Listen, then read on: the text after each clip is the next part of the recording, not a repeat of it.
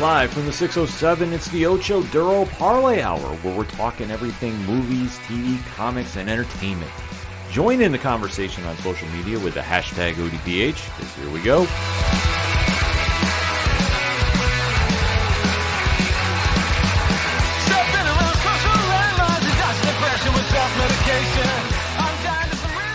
Welcome to an all-new edition of the ODPH podcast, better known as the Ocho Duro Parlay Hour. What is happening, everybody? Thank you so much for joining us this week. My name is Ken M. Joining me in studio, as always, you know him.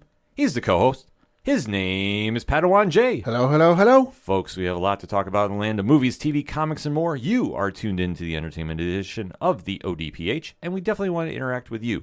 So make sure to swing on over to odphpodcast.com. Join the conversation on the social media accounts. They're all right there on the front page, along with the TeePublic store link, which is always a good, it's a holiday time. If you want to get somebody a special gift, what better way to hook them up than go to TeePublic and go get some ODPH swag? Yeah. I'm telling you right now, we got our top sellers right now in a TikTok video going around too. So if you need those ideas, we have them for you. And it's very reasonable price. And man, I'll tell you what, they'll be very happy when you do. Just saying. Also, on the front page, you can check out the Patreon link. Shout out to all our amazing patrons. One tier, $2 a month, and a lot of content on the way. Thinking about what we're going to do for December. I have a rough idea, Pat. Keeping it secret right now, but we're going to do something special. Parlay Club coasters went out to our amazing patrons. I can't say thank you enough to them as well. You can find them. They're right there on the front page, too. There's a link. It'll take you right to them. You can go follow all of them, support them. They're amazing people. Also, you can check out the blog section of Parlay Points. You can go check out the classified section, which has friends of the show such as 3FN, Dragon Master Games, organizational link support and Black Lives Matter. A lot of great information is on there as well, too.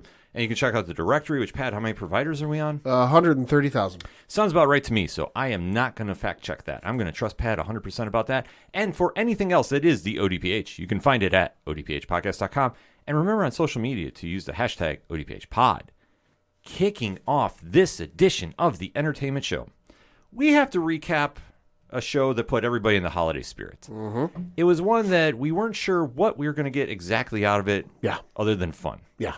And we were graced with the latest addition to the Marvel Cinematic Universe, because it's all connected. And that was the return of the Guardians of the Galaxy. And also James Gunn's penultimate foray into the Marvel Cinematic Universe. Right, before he does the monster renovation of DC films. Yeah. And some of the stuff that he has in the works right now, I'm just going to put it out there. If we get Kingdom Come, I am going to mark out like a madman. Like, it might get out of control on the show. Just going to say that. I know he teased the photo today, Pat. Right. I'm trying to remain calm about that because I digress. I don't want to get off on a tangent. Because I want to talk about what he gave us, and that was the holiday special. So what better way to get into the MCU Christmas spirit, so to speak, than seeing what the Guardians are up to with a crazy plot idea and something that just really fits that vein of what we know to come and love from the Guardians. Yeah. So that being said, if you're new to the ODPH, first and foremost, thank you for checking us out. We do appreciate it. We are going to give you a spoiler-free statement about the Guardians of the Galaxy Holiday Special. So if you haven't seen the episode yet and you don't want to get spoiled, it's cool. But when you hear a countdown, after that, we're going into spoiler talk. So consider yourself fair warned. If you need to duck out then. Otherwise, stay for the conversation because we're going to take a deep dive into this latest episode. So that being said, Pad, what's your spoiler-free statement on the Guardians special? I thought it was fun. I was expecting a little bit more, for a holiday special. But all things considered, for Marvel's second holiday special, I guess you could say, because the first one was Werewolf by Night, which was for Halloween. But for their first holiday special, I thought it was fun. I thought it was nice, about clocked in at about 45 minutes, 50 minutes, right around the right amount of time for most television holiday specials, if you really think about it. But no, it was fun. A wonderful kickoff to the holiday season. I thought this really captured the energy of the Guardians, obviously with James Gunn back at the helm. It was going to have that same vibe, and that's something you can't replace. Like, this is what we've come to know and love with the Guardians. This played right into the vein. It gave away some things that we're going to be expecting in season or episode 3, or volume 3, I should say. Sure. I lose track of how they define it, but in the third Guardians film, to get real technical. But it really captured everything you liked about it. It was just a short, fun trip. Nothing really over the top, but it was enough to be an enjoyable viewing experience for 45 minutes. Yeah. And now I got some questions about where we're going to go after here. So Okay. we'll have to kind of deep dive into that when we get into that spoiler talk. So that being said, in 3, 2, 1, Pad, what did you really think? Like I said, I thought it was fun. You know, the premise was nice with Quill missing the holidays and being away from home, being away from Earth, and, you know, Christmas time, and he kind of feels like he's the only one who celebrates Christmas. You know, so you get Mantis and Drax, or, well, Mantis dragging Drax is what it felt like to me, you know, along to kind of cheer Quill up, and then the antics that ensue. It was fun. You know, I enjoyed it for what it was. You know, certain moments, like, it honestly felt like it could have been longer. Maybe that's just my experience with the Guardian stuff. You know, I felt like it should have been longer, but in terms of holiday specials, it was the right length of time. When we start dabbling into this new area of special presentations, like that's what the official term is for them. It's sort of like how pay-per-views are now premium live events. When we start dealing in this area, we got to kind of get used to the short one-and-dones. But I think for doing the Guardians in this vein, and obviously with the controversy that happened with James Gunn getting removed originally from the project, now he's coming back. Yep. And all that drama from past tweets and all that nonsense, to now he's getting a chance to give a couple farewells to the fans before he goes to DC. And obviously, he's going to close the chapter on the Guardians. I don't expect to see them around after the third volume. So, Well, not in that current lineup. no, I think they're going to definitely do a big switch up if they decide to do it again. I wouldn't doubt seeing Nova getting added to the lineup of Richard Rider. But I don't know anything official. I'm just kind of spitballing a little bit. Yeah. Because I think that's where they're going to go, because obviously the franchise is making too much money. Yeah. So obviously it's a smart business move to do this. And if you can have everybody come in, do a quick gap in between the film, because we still don't really have a concrete date for Guardians 3. Right, and the last time we saw them was at the beginning part of Thor: Love and Thunder. Right. So a lot has been going on with them. And where we pick up this episode, they have now acquired Nowhere. Yeah. The kind of lost area in space that we did see in Guardians 1. Yep. And they now have acquired it. We'll just put quotations around it. Yeah. From the collector. We know they bought it. How they bought it, we don't quite know. Yes. Well, that's the one thing about the Guardians is in space, it's kind of like the Walking Dead universe. Yeah. There's a lot of stuff that's a little gray. It's the Wild West. Considering, Earth standards. Yeah. So if they got to do a little mercenary work, they got to do a little thievery, so to speak, in space. You scratch my back, I scratch yours. Yeah, I mean, it's a whole different world out there. Or galaxy, shall we say. Yeah. But still, that's where we get the point across that they've now acquired it, so now they have set up shop there. They do have what appears to be a new member in Cosmo the Space Dog. Yeah, apparently he came with Nowhere. Yes, which I'm all right with. Yeah. He's a very quirky character from the comics. Yeah. That is a dog with telekinesis. Voiced by Maria Bakalova. Yes. So that'll be a great addition to the cast, and especially in Volume 3. I think that they'll just be fun. But as we start progressing in this, we do get a little animation. Yeah. Explaining the backstory about how Peter Quill had Christmas ruined for him. And if I read right, and I read it quickly last night as I was watching TV, it sounds like when they didn't just straight animate this scene. It sounds like, according to what James Gunn had said, they had filmed it and then used some sort of like filming technique, animation technique that was used in a film from like the 60s or 70s or something like that, and then converted it to animation. So this wasn't just, oh, hey, we called up Disney Animation Studios and had them animate this for us. No, they actually like went about it, and it sounded really cool. Yeah, it's something, it felt like a throwback. I almost want to say like the video Aha Take On Me a little bit to a degree. Yeah. It's kind of that still picture animation. Obviously to a very lesser degree than the video was. But still, it portrayed the story because you're getting the narration from Kraglin, who's resumed the role from, or the actor coming back playing him is Sean Gunn. Right. And obviously he's telling the story about Peter Quill and Christmas getting ruined, and it's kind of making Yondu appear to be the Grinch. Yeah. And who is listening to this story? Mantis. So seeing her back, played by Pom Klementieff, it was a really cool treat to see because she is now sitting there knowing how sad Peter Quill is. Obviously, Gamora is gone, and he's just now not really in the spirit and missing home, as you touched upon. So she teams up with her partner in crime, Drax, played by the one Dave Bautista. Yeah. And they're going, okay, how are we going to have the Christmas spirit take over? Looked it up quickly for the animation thing. So this is reading off an article from Collider.com.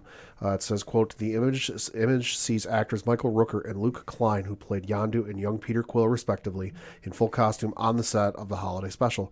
Rooker is holding the toy that Peter gifted him in the special, which acted as the central heart of the entire story. Fans might be surprised that Rooker and Klein physically acted out their scenes, but Gunn revealed that they used an old-school rotoscoping animation style that was heavily inspired by the classic Rankin/Bass Christmas specials of the 70s, 80s. That famous studio's legendary library includes a Frosty the Snowman, Rudolph the Red-Nosed Reindeer, and Santa Claus is Coming to Town. Interesting. I thought it looked familiar. Yeah, like I say, it definitely looked 80s to me. Yeah. And like I say, awesome. Nothing wrong with that. It's just a throwback, especially if you know Peter Quill. Yeah. He is a child of the 80s. Big 80s guy. So this played right into his vein, and obviously, if you're trying to tell the story about Peter Quill, you're going to tie it into the 80s. So, Yeah. I mean, it worked out, like I said, Yeah. perfectly. Yeah. But then we have the pairing of Mantis and Drax, which we Yeah. need more of this. Yeah, we do. Obviously, the chemistry they had on screen, they played the good cop, bad cop, so to speak, Yeah. right down to the line, because they come up with the craziest scheme to bring Peter Quill the Christmas spirit. Mm-hmm. And Pat, what is that? They're going to get him Kevin Bacon because he's talked about Kevin Bacon a lot. Yes. They decide it's a good idea to go to Earth and get the one and only legend himself, Kevin Bacon, because Peter Quill always talks about how he's the hero of Earth and how... Apparently, he was a real big Kevin Bacon movie fan growing up, and he's talked ad nauseum about Kevin Bacon and his exploits in those movies. Yeah, because obviously you can tell back to Guardians 1 when he saves the world by dancing. Yep. Inspired by Footloose. Well, and you can tell he's between that and then just throughout the special where both Mantis and Drax are reciting, let's just say cliff notes, spark notes of what happened in some of his movies. And it's like, okay, that's a little more detailed than just like, yeah, Peter give you a plot summary. No, Peter's told you like the whole story. Yeah. So it's very funny to hear how this is all inspiring the plan to save Christmas, so to speak. But then we see Mantis and Drax arrive to Earth, right by the big Hollywood sign on the hills. Everybody's seen that sign. Yep. And then they go down to Hollywood to search for him. Downtown LA into Hollywood. Yes, they go right by They're the Chinese Man's Theater, yeah. Yeah, the legendary Man's Chinese Theater. And they get kind of roped into thinking, tourists are thinking they're part of the act. So I have a question for you regarding this scene. Okay. Normally, under almost every television and movie production, when they go into a public place like this, they will pay the city to shut down the area where they need to film. Mm-hmm. Do you think they shut down that part of LA for this, or did they just leave it open? Did they get permission to film? Because you need permission to film. Do you think they got permission to film and just left it open, or do you think they closed it down? Because there were some people reacting to that I'm like, I don't think those are actors. I think those are actual people reacting to the characters being there. I don't think they asked for permission at all. Okay. I think they ran down there with cameras and just went. Okay. Until somebody came up and was like, what are you doing? Because I got the vibe, especially with some of those folks and the way they were freaking out, it didn't feel like actors and actresses, acting. It felt like there were genuine, because the thing, if you don't know or you haven't seen outside of the Chinese theater in Los Angeles, in Hollywood, the characters there, that actually happens. Yes. There are people dressed up as characters from movies and video games and comics and whatnot that will stand in front of there to varying degrees of believability if they actually look like them or not, and will take a photo with you or your kids and charge you usually an exorbitant amount of money. Yeah, be a little careful if you ever go down there. Yeah. That's our friendly advice. Friendly advice, especially that happens in New York City too. Oh my God, Times Square, yes. They will charge you money for this, but so like, I really think they might have just like, okay, we got permission to film in Los Angeles, but they didn't shut down the street because they wanted that authentic feel. Oh, I guarantee you. James Gunn knew what he was doing here. Yeah. And I think that you want to get that genuine reaction of people freaking out that you're seeing Mantis and Drax in costume, because there is that little possibility it might not be them. Right. And they're just going with it because, reasons. Yeah. But they decide to obviously play into it. And we saw a really cool moment where Mantis thinks she sees Steve Rogers and tackles him. And the guy's like, what are you doing? And she's he like, runs off. She has no idea why. But then they're now getting paid for pictures. So she's acquiring a ton of money. Yep. And then we see Drax run into, I believe it was Iron Man. Iron Man was there. Black Widow was there. Yeah. Yeah. And then he starts fighting the one because... Yeah. Like you say, he's just having flashbacks. Like he's thinking it's real. And it's just such a cool parody going on there that he's now just having all these like moments on Earth. But they wind up winning over the crowd. They wind up getting a lot of money, obviously going up and down the Walk of Fame too. And then they wind up going to a bar, which never goes well, even though, like I say, you have those little moments where it's just like, it's just being fun. And they're just obviously getting used to partying out a little bit in the Hollywood lifestyle. Fluta Borg was the bartender too. He's great. I always think he's hysterical.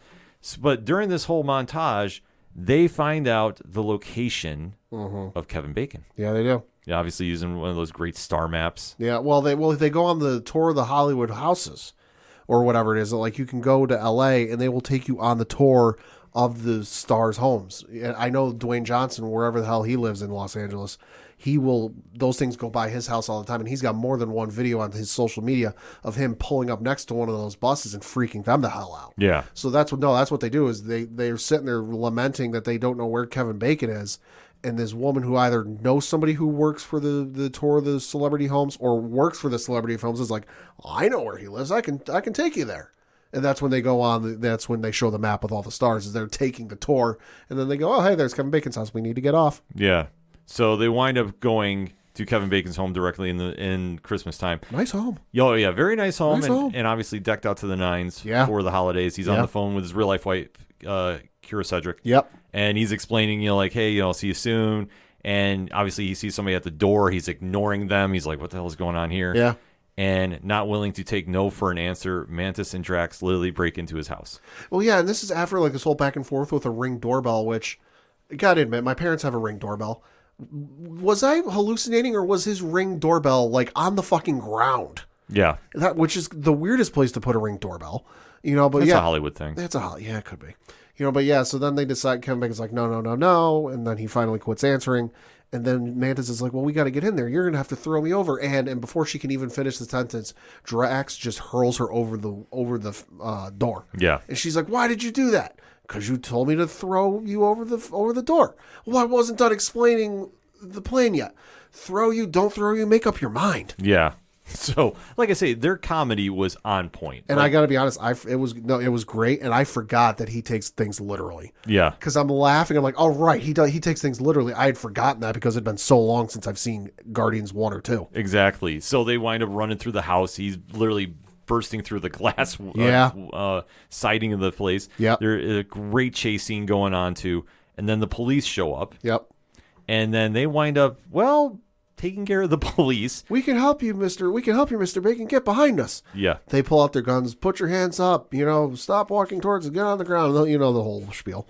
And so they start firing at Drax. But, of course, Drax, because of his reasons, the bullets bounce off of him and have no effect on him. And he's laughing because it tickles. Yeah. It plays into Drax as the character. Yeah. Like, there's various interpretations of him in the comics. But this one, I think, really exemplifies him to the point. Like, he's just obviously laughing about the whole thing because he just wants to brawl, and he winds up taking them out a little bit. But then Mantis is using her powers to put everybody in a trance, much like she did with the person behind the star maps. Because they wind up actually taking the map from her. They didn't wind up taking the bus up there. Oh, okay. So she winds up putting everybody to sleep and then puts Kevin Bacon in a trance, and then they wind up escaping back to Nowhere. Yep. So at this point, too, Nowhere has now been converted into this winter wonderland. Yep. There's lights everywhere. It's very festive. Fake snow machine. Yeah, and Peter Quill is kind of like, hey, what's going on? And, obviously happy to see blown away what's happening. And then they say, well, we have something for you. And they see a big box come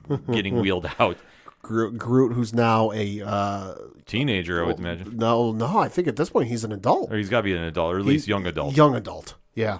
Yeah, he comes out and he's just kind of dancing along too, and then we see that obviously Kevin Bacon's like saying, "I can't breathe." Well, yeah, because Peter doesn't know who's in it, and it's just everyone's kind of standing there waiting for him to open the door, and you just hear Kevin Bacon from behind. He goes, "Guys, can you open this? You didn't put any holes in it. I'm losing oxygen." Yes, because at this point he's in a trance to be the hero that Peter grew up idolizing, because they don't realize that he was just an actor. So when he was making his flight up there, kind of explaining like it was just a role. Now right. He's fully convinced that he is the hero of Earth, which that was hysterical. Like, it's a little subtle thing they did, but still plays right into the vein of the Guardians. Like, I can't stress it enough. So as they open the box, Peter sees Kevin Bacon and realizes immediately he's in a trance. and immediately is going like, what is going on? Then they're like, we brought you Kevin Bacon. And he's like, yeah, but you also committed human trafficking. Yeah. And Drax is like, what's wrong with it? Like, completely downplaying it because he doesn't realize, like, how dangerous that is. And Star-Lord is just going like, okay, guys, we need to fix this. Why did you do this? And then they wind up kind of breaking down about the story that they were told by Kraglin, which Peter responds and says, no, that's not how that happened. Yeah, it's something to the effect of like, well, of course he doesn't know the full story. Yeah. So he winds up breaking down a little bit about how actually Peter inspired this feeling of Christmas in Yondu and the rest of the Ravengers. So they wind up having a whole like miscommunication about this. And then you do see that there's kind of like a little peaceful ending, so to speak. There is a band there. Yeah. That is playing, which everybody is kind of. How would you describe this scene? They're new. I mean, it's the band that towards the start of the episode, before Drax and Mantis had left, or while they were in transit or whatever, they had found these instruments and they had somehow come upon Christmas music, and it started playing the notes to a Christmas song, but they had come up with their own words. Yeah. So they're new. I mean, it's like if you've ever had a kid or a sibling pick up an instrument in school and they start playing Hot Cross Buns. You know the version. It's not exactly good. It's not exactly listenable, but they're all right. Yeah, it's kind of a new factor that's thrown in.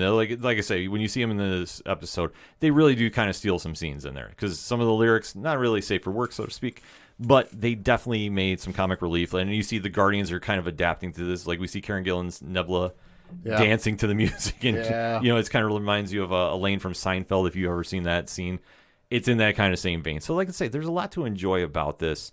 But then when Kevin Bacon is taken out of his trance and he hears about what's going on too, he really kind of warms up to the idea about being in space. But the Guardians wind up taking him back on their new ship too. Yeah. And then when all of this is unfolding, we do have a one-on-one with Mantis and Peter. And one liner note that was kind of hinted about but was confirmed in this episode is Mantis reveals to Peter that she's his sister. Well, and she tells Drax earlier in the episode that she is, but she doesn't want to bring it on him, because of everything that happened with Ego, between Guardians 2 and Peter having to leave home and everything else. She's like, I don't want him to look at me every time and be reminded of that, which I got to admit, like I said a little bit ago, I haven't seen Guardians 1 or 2 in a little bit, but I was like, wait, did we know that? Or is that a new thing? That was something that we didn't know, to be honest with you. I didn't think so. I didn't remember any hint that they were potentially related. I think there was like a throwaway line, and that's honestly how I treated it. Okay. Because it was kind of like how in this episode too, they did reference Bruce Wayne. Right. Which I know people are losing their minds. Oh, yeah. And it shows like, calm down. Like it's a fun Easter egg that's a throwaway line. That's what I thought when they said it about Mantis. I was like, okay, in Guardians 2, I was like, all right, well, maybe she is. But I'm sure they'll come back around if there's a good story behind it. But it's not anything that's like a crucial to the story. Right. However, for this episode, it was the entire backbone because that's why she was so hell-bent in high water about inspiring the Christmas season in him again. And then when they have their heart-to-heart and when Peter Quill's explaining about, no, I put the Christmas spirit in Yondu, and he's actually the one who got me my guns that I use. Right. Like the two-sided blasters. This is where she kind of breaks down and says, yeah, I really want to do something because I'm your sister. And Peter was like, that's the greatest gift I could have. And that actually does pick up his spirits. And that's how it kind of powders out for the rest of the episode here. So like I say, they move a lot of things pretty fast. Yeah. But this was just a nice, fun throwaway episode.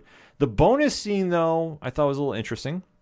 That we do have Groot is now getting Christmas lights put on him. Oh, yeah. And Rocket, which we can't believe, I almost forgot. Rocket's gift that he received from Nebula. I don't remember. I only remember Groot getting the Game Boy. Groot got a Game Boy. Nebula gave Rocket Bucky's arm. Oh, Jesus. Yes. I missed that part. Yes. That happened. Oh, wow. Because I forgot during the whole melee, everybody was getting their gifts. I must have looked at my phone for a split second. Yes. Wow. She gave him the arm. Well, here's the question. Did she get the arm or was it given to her? it was kind of alluded to that she won it in a duel. Okay, because he lost the vibranium arm and now he's got the whatever arm, the newer arm. Yeah, they gave him for Infinity War. Mm-hmm. So I wonder if the old arm wasn't just lying around Wakanda someplace and he's just like, yeah, here you go. Yeah, like I said, that's how she kind of spun it. But it was kind of a cool throwaway there too that he now finally got the arm. So, like I say, they do have their final goodbyes there as they're kind of hanging up the Christmas tree. And it kind of falls apart, and Rocket alludes that, well, I guess we're going to have to do another special. So he kind of teases that we have more Guardians holiday specials coming too.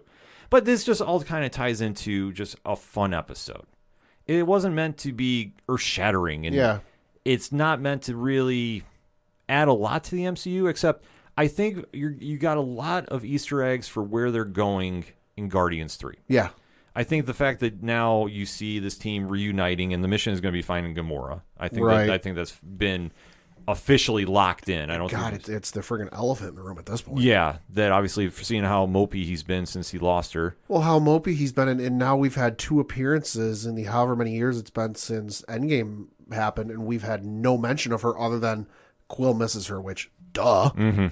Yeah, so I think that obviously that's going to be the draw. You know that Adam Warlock is finally making his appearance. Yeah. We do have a strong feeling Beta Ray Bill is going to make his appearance. Ooh. Yeah, it's been alluded to enough that I think now is the time, if they're going to do it, they're going to do it. Well, and it's been said before by James Gunn. I mean, listen, James Gunn, the door will always be open from Kevin Feige to come back and do anything he wants with the Marvel Cinematic Universe. But given James Gunn's current, duties and responsibilities when it comes to DC, not going to have a lot of time for that. So, you got to figure, and even before his DC duties, he said that this is going to be the last one with this crew together. So, he's going to go balls to the wall with the craziness. Oh, absolutely. Like, I think this just kind of reminded everybody about why the Guardians are so special to the MCU. Yeah. Because people do forget, because obviously we are so tied up right now in fandom. Right. About Kang appearing. Yeah. And then Fantastic Four, what's happening there. Right. And obviously the next wave of Disney Plus shows coming. Right. So that's all playing a factor that people honestly have. I don't want to say they've forgotten about the Guardians, but we always talk about this. It's a very disposable memory for pop culture fans. Well, and the other thing, too, is unless you're a big Guardians of the Galaxy fan, or you're like us who watch everything and remember almost everything and all this, for just the casual folks, I think for the casual folks, Guardians of the Galaxy is remembered more for the soundtrack than their characters. The characters are memorable, and I'm not saying, if somebody's seen the Guardians movie, they're going to see Drax, Gamora, Rocket, Groot, Peter, what have you, and go, wait, who the fuck are they? But I think to a casual viewer who just kind of sees the movie once, doesn't go back and rewatch it, might watch a show here or there, but not every single one. If you go to them and say, what's the first thing you think of when I say Guardians of the Galaxy movies? A lot of folks are going to say the music. Oh, yeah, because when it was presented, before Guardians, you never really had anybody in the MCU showcasing like that much fun. Sure. The closest you had was Tony Stark and AC/DC. Yeah. That's the closest. Yeah. Everybody else has really kind of gone away from that, but that's what made James Gunn's vision so special. That he brought the music in there. He brought the fun. He brought the quirkiness, the weirdness that is the Guardians. Because let's face it, you're in space. This is not supposed to look normal. It's supposed to have a weird vibe to it. And he is somebody that really brought out the weirdness and made it work. That's the true gift that he does. He can take obscure characters and make them relevant and give you emotions for them. And that's what he did here, even in a small dosage. You felt that Mantis obviously wanted to connect with her brother. Yep. Felt very sad about what was going on, and obviously had this guilt about not revealing that they were related. That's what led this entire mission. Everybody else was kind of in there, but it wasn't a lot going on with Rocket per se in comparison. Albeit though him and the Nebula scene, that is worthwhile watching. Yeah. And seeing how they kind of play off each other a little bit. Groot, you see, is now grown into a young Groot. Yeah, he's no longer the moody teenager. Right. So obviously he's getting back to, dare we say, normal. Yeah. And you're seeing just like the different elements get thrown in. Obviously, with everybody now on Nowhere, it's now a different vibe that is going to take into episode 3 or volume 3. I keep on saying episode 3 because of Star Wars. Bear with me, folks. If there's anything we know about these superheroes in their homes, especially in the third movie, that shit's probably going to get destroyed. Oh, I can imagine. I mean, just depending on how they want to do the villains. Iron Man 3, home destroyed. Thor 3, Home destroyed. Oh, yeah. Well, you're going to have to do something epic. Cap 3 lost his home. Yeah. I'm saying there's precedent here. There's precedent. Well, obviously, this is the calm before the storm. Like, honestly. Yeah. This is where we just really accept what is going on. And we just had some fun one last time with him. And that's the whole thing you need to take away with this. I mean, obviously, Chris Pratt as Peter Quill, amazing job as usual. Yeah. Very brief, but he didn't need to be there because obviously the two major actors of this was Dave Bautista and Pom Klementif. Honestly, Yeah. Klementif, I got to remember to say, so I apologize for messing the name up. Like, those two are the ones driving this entire episode. Yeah. Everybody else had their moments, like, don't get it wrong. But in comparison, it was them and Kevin Bacon. Yeah. And that's all they needed to do is just kind of do a fun one-off. And obviously, with the success that they've had now with these shows, doing the special presentations, we're going to see more of them. Probably, yeah. And that's perfectly fine. I don't think they're all going to be holiday themed. No. I think they'll throw some in there every now and then if it makes sense to where they want to go. And if you want to remind characters to the pop culture audience, Sure. perfect way to do it. If you want to try to take a soft intro, like with Werewolf by Night. Yeah, well, or even they could do a thing where if there's a portion of an upcoming movie that they want to include, but they just want to cut for time's sake, you could always put it out that way. Yeah. I know the certain video games have done that where like, the good example is Kingdom Hearts 3. There was this whole opening sequence that they were going to have, but they wanted to cut, but they then released it as its own thing, Kingdom Hearts 2.8. So there is a possibility that we could see for an upcoming movie that like, hey, there's this whole thing we want to do, but we got to cut it for time. Hey, just put it out as a special on Disney Plus. Yeah. And well, obviously with the success that they've had now with the Guardians of the Galaxy holiday special, you're going to see more of it. So that being said, final thoughts on this, Pat? Thought it was a lot of fun. I got to go back and watch now with the whole arm scene because I feel bad I missed that scene. Yeah, I can't believe you missed that. I did not even see that. Wow.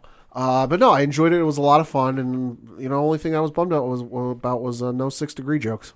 Yeah, I was expecting something like that. Yeah. But I think they didn't want to play too much into that because obviously when you saw Mantis and Drax in Hollywood, that just really kind of set the tone for everything. When they're there interacting with the Earthlings and obviously just having a lot of fun, that just kicked everything off in the right direction. So when they got back into space and nowhere, like I say, the throwaway scenes are when everybody got their gifts, except for the Nebula one. That was the only one that really kind of jumped out. But everything else is almost throwaway, but it did give that whole superhero Christmas Carol feel to it. Like, that's probably the perfect amalgam you can do of that. It just really felt like the traditional Christmas Carol story you hear where somebody refines their Christmas voice in it. Guardians did it a different way, but it still works. It's still worth the watch. And now I'm really just kind of curious, what are we going to see in Guardians 3? Because obviously with them being on nowhere, they now have a set location. The mission is going to be find Gamora. And obviously with all the moving parts surrounding the universe, James Gunn is going to want to go out on a bang. This was the nice final wave goodbye before he shuts the door. But he did it in a perfect way. So that being said, hit us up on that hashtag ODPHpod. What is your thoughts about Disney Plus's The Guardians of the Galaxy Holiday Special? Did you love it? Did anybody not love it? That's a question I got because I think it's been universally acclaimed from all the fans that we've talked to about this. But if you didn't, let's talk about it and we'll find out what happened. So that all said, we're going to take a quick break. We'll be right back. Hi, and welcome to The Caption Life, a show for the most casual and dedicated fans of comics and a member of the Comic Watch family. I'm your host, Sean. Join me and discover what the world of comics and graphic novels have to offer. From one-on-one interviews with industry professionals, roundtable discussions with passionate fans, and reviews on the latest comics, TV shows, and movies. You can also check out our website, www.thecaptionlife.com, to find out where you can listen to us, a list of all of our episodes, and where you can find us on social media under the username @CaptionLife. You'll get a new episode from us every week, so hit the subscribe button so you don't miss out. Coming back for another segment on this edition of the ODPH podcast, and we have to give our official review, rating, what have you, of a very polarizing show that was on Disney Plus. Okay. More polarizing than I thought it was going to be honest with you. Oh, yeah? Bill, the reaction among some fans has been mixed, but it's mostly positive as the series went on. And that show is Star Wars Andor, the prequel to the classic Star Wars movie Rogue One. So this show came out September of this year. Yep. And definitely was generating some buzz. Obviously, the trailers looked very interesting. We did know that Diego Luna was reprising his role as Cassian Andor. Did not really know what to expect after that. The series has just wrapped up. Yeah. And there's a lot to break down about this. So obviously, we're going to go spoiler-free statement and then deep dive into it after the countdown. So, Pad, give me your spoiler-free statement. I know we reviewed the, what was it? They did a 3-episode premiere for this thing when it dropped on September the 21st. And the first 3 episodes were, not, in my opinion, not good. You know, did not like it. I wasn't going to swear it off just because, listen, it's Tony Gilroy wrote all of the episodes, or Tony and Dan Gilroy worked on a lot of these episodes. You know, they did, Tony especially had a hand with some of the rewrites and stuff with Rogue One. So I was like, all right, listen, Rogue One was good. I'm going to give it the time for this. I'm going to let it build. And once it got going, it took a little bit to get going, but once you got past, the appetizer course, I guess you could say, or the salad, to start off the meal. Once we got into the main meal, the main course of the show, it really picked up for me and it really improved. That by the end, I was, because at the start of this, I had some folks on Twitter and various social media going, this is the best Star Wars television show of all time, like on episode 2 and 3. And I'm like, are we watching the same? Are we watching the same show here? Like, don't get me wrong, I love Star Wars, but like, I'm just not connecting with this, But once it got going, I'm not going to say it's the best Star Wars show of all time, but it's pretty goddamn good. It got better around episode 7. I agree. See, much like we talk about Agents of S.H.I.E.L.D. finding its voice season 1 with the Captain America Winter Soldier episode. Yeah. And for me, Game of Thrones season 1, episode 5. That's the vibe I got with this show. The original start of this, the 3-episode premiere, was not good. Right. It really wasn't, because we know it's the prequel to Rogue One, like we touched upon, the 2016 film. Yep. We do know this is set a few years before Rogue One. I want to say 5 years. I think it's 5. So we do know that there is some time to get from point A to point B, because what I imagine it's going to do is have an ending when it's all said and done, a la Rogue One, where it leads right to A New Hope. Well, and that's my guess. My guess is we're going to see the opening of Rogue One, but from Cassian's perspective. Yes. So like when Jyn Erso shows up on Yavin in the base and gets interrogated, and then he comes in, one of the last shots we're going to see is him walking into that meeting room for that scene. Yes, I agree too. And I don't think that's a spoiler since the movie's been out. The movie's been out for 6 years. Yeah, exactly. But when this show got clicking, it really hit the ground running. And I will say it took a while to get there. Yeah. But I'm glad I went back to it, because I tuned out. And this is a little peek behind the curtain. I was like, no, I'm out. 4 episodes, I was like, no, this is not working. I went back, I rewatched, I hammered through, and like I said, by episode 7, I'm like, okay, now we're going somewhere. And by the time we got done with that finale, I was like, okay, I get it. I get the praise. I get everything done about it, because that's what was needed. Because I thought Diego Luna's performance was great. Yeah. I thought Stellan Skarsgård was fantastic in this. Yeah. And I thought Genevieve O'Reilly as Mon Mothma was phenomenal as well. She's so good. Yes, and Andy Serkis for his time on there. Goddamn, talk about a curveball. Man. Holy shit. A lot of good when his story finally started picking up. And the only draw that I have is it took forever to get there. For being 12 episodes in season 1, it should not have taken this long. Shouldn't have taken 7 episodes. That's my one gripe with this. Because had they shortened it up a little bit, because there's a couple things they could have cut out. Sure. Had they shortened it up, I thought it would have been perfect. But we took so long to get there. Unless you're like completely enamored with those first 3 episodes, which if you are, hey, do you? Yeah. I was not. I just don't understand why every show that came out this year had to do the slow burn. Because it's the hip thing to do. Like, you know how much it's copycat. Yeah. That's the problem. Everybody sees how one show makes it work, and they're like, oh, we got to do it this way. No. If you have a feeling, run with it whichever way you go. I mean, this is just my opinion about things.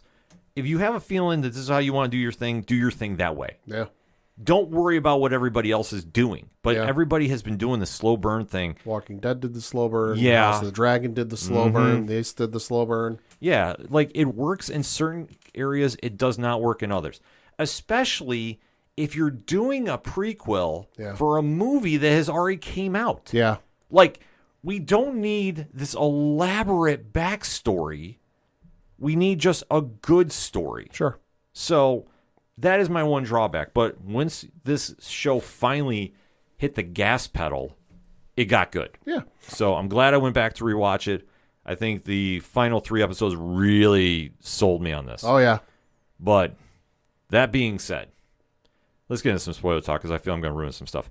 In 3, 2, 1. All right, let's talk spoilers, Pat. What did you think? Like I said, it took a while to get going, but once it finally started going for me, like I agree with you. Around episode 7, titled Announcement, that's when it really. I'm like, okay, because there were little. I didn't fall further down in my like of it. It kind of stayed pat. For those couple episodes after 3. There were little kernels and little nuggets where I'm like, okay, this is where I'm hooking onto. This is the stuff I'm really liking, especially the stuff with the Imperial Security Bureau and what was going on with Andor and all that. There were little nuggets and little kernels of information that I'm like, okay, this is what I'm here for. And that kind of led me along the breadcrumb trail till we got to, like you said, episode 7, where I'm like, okay, here we go. Now we're going someplace. Yeah, because, for where we kicked off, obviously, Andor is looking for his sister on one of the planets. Yep. That now he's kind of getting roped in to the Empire, the Rebellion and what they're doing. Because obviously Cyril Karn, who's played by Kyle Soller, is not giving up going after Andor. Yeah. This is like a bad habit. This is a bad obsession he has. And this carries him through a lot during this show. But the only saving grace for Andor at this point is Stellan Skarsgård's Luther Real, who obviously is big with the Rebel Alliance and is trying to recruit him. He sees something special in him. Yeah. So it's kind of a weird play that they do. The big power player with the Rebellion. Yeah, because as they're going forward, obviously they're running from the Alliance. Obviously the planet Ferrix is kind of got a big bullseye on it right now. Yeah, because it starts out where it's kind of doing its own thing. There's this outside company that's running things. Shit hits the fan, and then the Empire comes in and goes, okay, yeah, you're done. We're running things here. Yeah, so it's a little crazy, and this is kind of how Luther Real kind of gets in the mix, and obviously has to make a big save on Cassian Quinn. He's trying to sway him. It's kind of this weird thing that he's like, really, you should be joining us. Look at what they've done to your family. They're responsible for what happened to your sister. He's really kind of spinning the weaves, which, like I say, Skarsgård did an amazing job about selling this. He was phenomenal. Yes, and obviously in episode 3, they pull off the big escape, too. So you think, okay, now this is going to happen. This is going to go some places. We're going to go and really make a lot of moves happen. So when they go to Adhadi, the planet there, and this is where they're Luther's kind of testing them out a little bit. Because this is a whole sabotage mission that's supposed to be going on here. Yep. And obviously, this does not go as well as could be. No. Because, obviously, there's a lot of things that he's doing behind the scenes, Lutheran, Yep. that I got the idea this entire season, he just shouldn't be trusted. Yeah, because he's playing both sides, of the Rebellion, because the Rebellion isn't this cohesive unit like you see in Rogue One. It's kind of like, and you see a little bit of this in Rebels, the animated series, where there's cells and there's bits and pieces, but it's not one cohesive unit until down the road. So he's kind of playing both sides, to come out on top. Because you see he's working with Mon Mothma, who's using her funds from her family's fortune to help fund the rebellion, but she's running into issues with that, But then you also later down in a couple episodes see Lutheran meeting with the only Forrest Whitaker playing Saw Gerrera again. So so he's clearly you're absolutely right. This guy shouldn't be trusted because as soon as he sees an opening with okay, this person's clearly the winner, he's probably going to stab you in the back. Exactly, because every time this heist is going on and Cassian's really trying to connect in there, it just seems like it was a setup for disaster. Yeah. And obviously, when they try making the run for it, well, it does not go the way they expect to go. No. Because obviously they see that they actually, didn't they drop the payroll that they were trying to go for? Something like that, yeah. And then Cassian winds up killing somebody. Right. To kind of cover his tracks, so to speak. But this kind of tips him off into the direction of the Empire. Well, especially this whole heist, sabotage mission, whatever it was doomed from the start, just because the entire time the entire group is just arguing back and forth with like, who is this guy? How can we trust this guy? Yeah. We don't know anything about this guy. Well, listen, he's the only option we got. We can't do this job with X number of people. We need Y number of people, and he puts us out to the Y number. Like, it's just this back and forth. So the whole thing was doomed from the start. Yeah, and meanwhile, like Lutheran, who's supposed to be the one watching everything overseas or oversight, he's just kind of like in the shadows. Yeah. Like, I thought this was kind of an interesting play that you want us to get invested about this character, and yet you're kind of manipulating things from the outside, and you expect it like all to kind of work itself out together. Because the entire time this whole heist is going on, he's nowhere to be found, but he's got his ear to the ground picking up things. Because bouncing back and forth between the planet they're on and then on Coruscant, which is getting more crazy as it's going too, because obviously Karn, who is discredited from the entire first ordeal with Cassian, is now back home and really getting creepy. I mean, that's the easiest way I could describe it. Yeah, his mom's trying to set him up with a job with his uncle. He can't give up the whole Cassian Andor thing. No, he can't. And he is just refusing to do it. He's calling every single favor to like get back in the good graces of the Empire. Yeah. Like, it's just something that was just like, Doesn't he even at one point show up on Coruscant outside the Imperial Security Bureau? yeah. And the chick who dealt with him on Ferrix is like, what the fuck are you doing? Yeah. Like, you cannot do this. Yeah, the officer that fired him was like, no, you need to leave. Like, you should not be here. Like, what are you doing? And he's like, I can do this. I can stop this. I can help you find Cassian Andor. Yeah, and it's like, man, you need to pump your brakes. Did Andor piss in your Cheerios? Like, what the fuck? Yeah, it's a bizarre moment that I'm just sitting here going like, okay, this could have been taken out or really shortened up. Shortened, I agree. Yeah, because this is dragging time on that we could use to establish something else. But right now we're about 6 episodes in, and it seems like a lot of filler. It really does. I mean, to me, because you're trying to force us to really care about Karn, and there's nothing to care about. You have Skarsgård, who's making moves in the shadows. Yeah. But he's still like outside looking in. You have all these rebels that want nothing to do with Cassian. And yet we're supposed to imagine we're all going to work together as one big cohesive team. Like, I'm sorry, like, it's not flying. So, like, why are we sitting here trying to force this down everybody's throats? Like, that was the point that really kind of threw me off, because I'm going like, all right, this is not working. This is not going to go down. Why are we doing this? And then, obviously, as everything's going forward, it's just getting more messy, because Cassian returns to Ferrix after everything's all said and done. And everybody he's kind of turned into public enemy number one. Yeah, a little bit. To put the least. Because obviously he's drawn all this attention back to his home. His mother is not doing well. Yeah.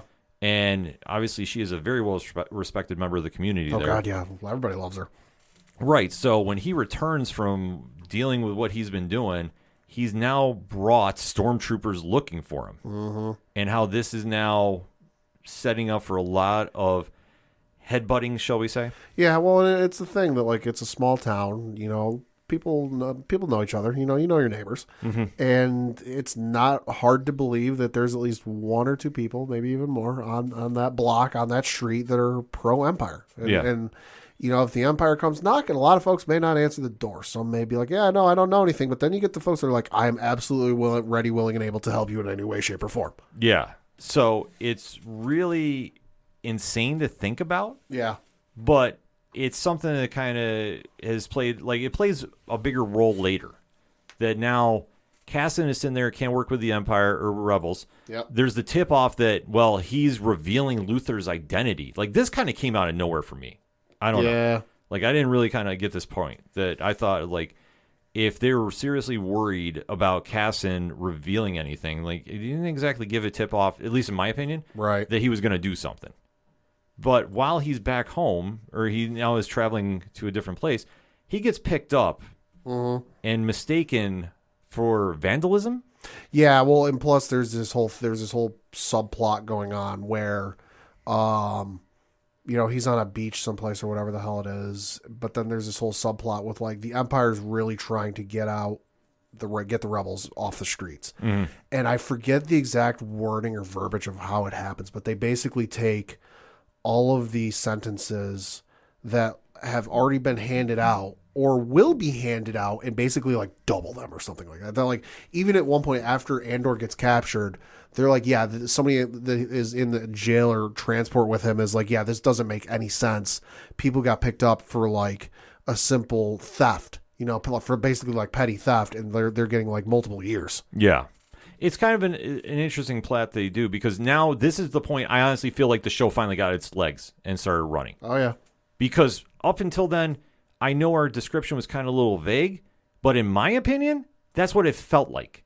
Like, we're really trying to force something on here and really trying to have you care about these other characters involved, and it just didn't connect. Like, other than Mon Mothra, I don't think that we've had anybody else that really kind of stood out other than Skarsgård and Caston. Tell me if I'm wrong. No, I mean, there were some okay performances, but like memorable, noteworthy, not really. No, it's very disposable at this point. So like I say, we now have 6 episodes in, and it's kind of like, all right, what are we doing? Right. That's why I say this is kind of my biggest drawback about this. But now we're finally at episode 7, where things now have finally picked up. Mm-hmm. And this is when Casson is now arrested. He's brought to Nakina 5. Mm-hmm. And this is a prison factory where he now has to work with a bunch of different prisoners. They're all in teams, yeah. Yep, making machines for something reasons. Yeah, they don't explain it, but hey, you don't need to know. Yeah, and this is kind of a situation where Casson's mom is now sick too. Mm-hmm. She is now very ill and near death's door. They're now trying to get a hold of Luthen, who's trying to, who knows where he is. Yeah, but he's not helping. Yeah, because he's worried about his identity. Yep. So this is kind of where the shadiness of the rebellion comes in. Yeah. And I'm going like, okay, you've now tried setting up that Caston was the number 1 free agent. You wanted him on your team. You got him on your team. Something went wrong, and now all of a sudden he's persona non grata. Mm-hmm. Like, he doesn't exist. Like, it just... How they did this flip, I just was not a huge fan of. But then we see at this point, too, a little meeting of the minds, because Luthen meets up with Saw Gerrera. Mm-hmm. They have a very good conversation about things. And while this is going on, too, we do find ourselves seeing how Casson is trying to survive in his new environment. Mm-hmm. And this is kind of where things kind of pick up, because now he's kind of getting used to the situation at hand, and we see Andy Serkis's character come in. Totally did not see this coming. Yeah, break it down for us, Pat. No, yeah, so Andy Serkis, so essentially the way this whole prison colony works is, like we mentioned, they build parts to some machine or some equipment or whatever.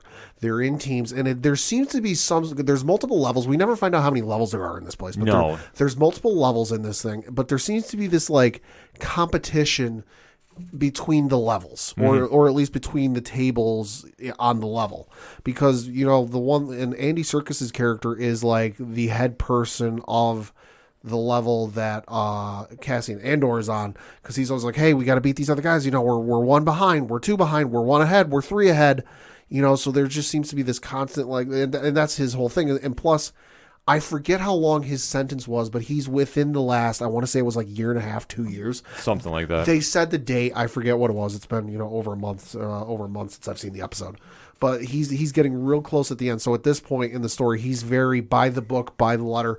I don't want to fuck this up because I want to go see my family. Mm-hmm. Yeah, so his character named Kino is really focused. Like, he's the most dedicated worker I've ever seen. Yeah. Like, he is just following a line with whatever the Empire is telling him to do. Because he has this idea that they're going to let him go free. We all know this is not going to happen at home, but it's still very interesting to see how this plays out. But like I say, he's aligning himself with the Empire. They're trying to go. There's another member of their crew that is not in good shape. No. And when this character by the name of Yuluf, who is older, he's got, if I had to ballpark his age, late 60s, early 70s. I would say 70s. 70s, and he is. Again, they said how much longer he has, but he was under 6 months. Yeah, he had very little time. He had like less than triple digits left in his sentence, and so they were like, "Listen, if anybody needs to make it out of here, it's you." Yeah. So when he winds up having a stroke and the prison medic comes over there, they basically write him off. Yeah. And this Dr. Raziv, decides to drop the bombshell, which in hindsight, maybe he should not have said. Well, and there had been hints that something was going on just because they have their living quarters, which the living quarters are booby-trapped with electrocuting floors, heating floors, burning floors. They have like a torture system set up. So, like, basically, like, you go to your quarters or your cells, you know, and you can stand on the floor, but then once they start counting down the timer, if you're not actually physically in your cells, whatever the floor does, whether it burns you or it electrocutes you, it kills you. Yeah. You know, so they go from their cells, they go to their workplace, and they're in these tubes where they're waiting kind of like an elevator or a door system, whatever it is. But you can also look out the sides and see some of the other groups that are on the station. And while you can't communicate with between the two, there is some form of sign language that a couple of them know. So in the episodes or the couple of scenes we see during this whole sequence, something is going on where like there's this one character who's talking with a brother or somebody he knows that's on another level. And like they're trying to communicate, but like they're trying to do it without getting caught. So it's like bits and pieces are getting caught. So up until this point, we know something is going on or something is going down, but we don't know what. No, we don't. And like I say, the closest way you can describe this environment is it's almost like the TV show Oz. Yeah. Like it has that kind of space vibe to it, but everybody kind of knows they're in there for the wrong reasons. But when this doctor reveals that, yeah, when you hit your release date, you're just moved to another floor. Yep. You're not going home. You're not going to be free. And basically, the prisoners, if they decide to let this slip, are killed. Mm-hmm. And that's what we kind of assume happens here. So now, Casson, who's been working the entire time to escape essentially what is the raft, if you want to talk Marvel Comics. Pretty much, yeah. You know, this high-tech prison, has now got Kino on his side and saying, listen, we're never leaving here. Uh-huh. No matter what they want to try to say, we're working for the Empire. It's never going to change here at all. So we have to escape. And this is where things, like I say, everything got interesting here. Yeah, it did. Like everybody else's story that we talked about, like Mon Mothma has been doing some political things going on the side too, because she's still trying to work for the rebels. Yep. In secrecy, because obviously every time she goes to the Senate, she's getting tuned out. Mm-hmm. Because why, Pad? Well, no, everyone is getting their pockets lined, and they don't really care. Yeah, it's politics 101, folks, in my opinion. So that storyline has kind of been slow building there, which I didn't mind that being the background story. Yeah, no, there wasn't a lot of time. It was what it was. Like, obviously, they have to do some of it just because what you see in Revenge of the Sith, where the Senate's there and they're politicking and this and that, to the next time we hear mention of them in the films is the brief line from, I believe it was Moff Tarkin in A New Hope, where he's like, "Oh yeah, the Emperor got rid of the Imperial Senate." Mm-hmm. Like something has to happen in between then and now, because he doesn't just he kind of does out of the blue just decide to go, "Oh well, no, we're done." But like something's got to happen there. Yeah, we're seeing the slow build for that, which I don't mind. The fact that we have 2 seasons, we know it's going to be 2 seasons. Yeah, I didn't mind that. Okay, we have little setup for that because we didn't need it dominating. So at this point, though, the show shifts back to the escape from the prison raft. Mm-hmm. And this is where things, like I said, I really liked how this went because Casson is now mobilized with everybody, and there's a common sense that, okay, the cat's out of the bag, so to speak. We do know that we're all going to die here. Do we want to do this, or do we want to take a shot to live? He winds up getting this crazy idea about short-circuiting the floors, working with everybody to cause distractions. And we do see Andy Serkis's character Kino give the best speech to motivate everybody there. Oh, yeah. And I will go on record and say this is way better than Bill Pullman's Independence Day speech by far and away. I was sitting there in my seat watching this, and I'm like, hell yeah, I'm in. Yeah, no, yeah, I'm in. I don't even. This is good. I'm not even on the raft here, and I'm ready to go break out. Unlike Bill Pullman, who, I'm sorry, that speech. Today is all our Independence Day. Sorry, that was me falling asleep again to it. I'm sorry, I'm not a fan of Independence Day. It's all right. If it's on TV, I might, and that's like an all caps, italicized, might watch it. I'm not going to go out of my way to watch it. Not one of my movies. It's okay. Not one of mine. But like I said, this speech by Andy for its time, it was okay. We'll talk about that in another podcast. But for this moment, though, this is where everything kind of tipped off, where Circus is now leading everybody in this, and everybody is all in to go get free. So we're seeing the short circuiting of the floor. We're seeing the riot break out in the jail, and everybody that is for the Empire knows they're now outgunned and they've been outsmarted. And it's kind of like you see the air let out of the room, and you see that they're like going, okay, what do we do now? And meanwhile, everybody is now running towards the exits, and they realize that obviously they're in water. So you have to jump off to swim. And I gotta say, this moment hit me in the feels for a sec. Oh, me too. Because you're seeing Casson is running with Kino. Everybody's coming behind him. They get right to the edge, and Kino just stops. Yep. And Casson's like, "What are you doing?" He's like, "I can't swim." Can't swim. And then before Casson can even do anything, the herd of people shove him out. So you see the final shot of him falling, and Circus is just standing on the ledge watching. Yep. I was like, man, it was a great scene to see how this was all set up, because this was so tactful of how they were all working together. They all kind of played into it. This was strategic. Like I said, they burnt an entire episode to do this. It was worth it, though. But it works. And this is where everything really kicked in to gear. So we see Casson now escapes. You see Mon Mothma's doing some business with a gentleman by the name of Davos Skunlin, who is kind of trying to do some Game of Thrones things here. Arranging marriages for power structures. It's kind of going back and forth. Meanwhile, Lutheran is in secrecy, keeping an ear out for Casson, especially. Like, he's just, there's something about him that just still did not set well with me. And I don't know about you, Pat. By this point, too, it's like, you're still keeping an ear on Casson. Why are you so special about Casson? Because if he's in the prison, wouldn't he talk there? Like you would think? Well, the thing of it is I think so they didn't know where he was because he got a mistaken identity thing. So they don't know where the fuck he is. So that's the whole thing. I think he was using his real name with the other inmates, but I think in like the prison records terms, whatever name he got picked up under was the name he was in there for. So I think that's why everyone was like, "Where the fuck is he? Why do we not know where he is?" Because he got picked up under a different name or a case of mistaken identity. Yeah. No, I could see that point, because that was the only thing that was kind of throwing me off a little bit, because I was like, because there was also some moments where the Empire was kind of like keeping tabs on him, obviously, but even the Empire didn't know where he was. Yeah. And I'm sitting there going, why does the Empire not know where he was? The Empire has hold of him. And I'm like, oh, wait, that's right. He got picked up by mistaken identity. Yeah. No, that makes more sense then, because I was like, you know what? If he's this big deal and he's the number one draft pick, how is he off everybody's radar? And mistaken identity. Yeah. No, that makes perfect sense then. So thank you for clearing that up for me. Because like I say, the first couple 6 episodes, that kind of did throw me off that he did have the mistaken identity. So I get that. Well, and also they didn't really dive into it too much. They didn't really stick with. I don't want to say stick with it. They didn't really dwell on it too much. It was pretty much, the one episode where he got picked up, and then they're like, no, that's not who I am. I'm not that person. Whatever, blah blah blah. And then just the next thing we know, he's in the prison. Yeah, so it was like a throwaway line. Almost. They didn't dwell on it too much. Okay, so that's why it just kind of misconnected about that, because it's like, well, you figured that they would check him when he went in there, right? You're just thinking they do digital records to figure out who they are, fingerprints and all that jazz.